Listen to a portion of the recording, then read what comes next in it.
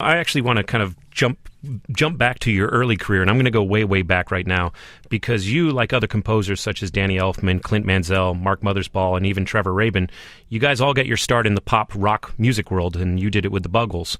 How much of that rock and roll mentality really influences your work today? Oh, 100%. I mean, I always start with a tune. And I always think song structure. I always think hooks. Gotta get the hook in here. It just has to be something memorable. I approach everything as if it was a record production.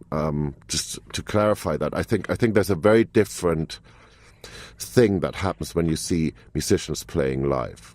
The connection you have to it is very different from a recording. And so I see myself very much as somebody who makes recordings. And I don't conduct. I sit behind the glass because I want to hear how the orchestra sounds recorded and how the performance translates. And I use all the tricks I learned in rock and roll. I sort of started out as a recording engineer at one point, or I was thinking about that anyway, and engineered a few sessions. So I actually know how to play some mics. I actually know how to, it's a tough job for my recording engineer because I'm forever pushing faders, and I sort of know what I'm doing, and it's not like I'm a complete control freak, but I think I'm one of those people where little knowledge can become really dangerous to everybody around me. But to answer your question, yes. I mean, I grew up.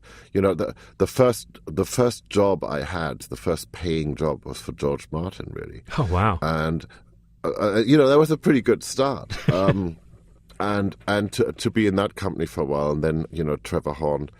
I met Trevor Horn, and it was the Buggles was really Trevor Horn and Jeff Downes, and I was just the lowly synth guy. But I don't know how long we spent, a year or so in the studio.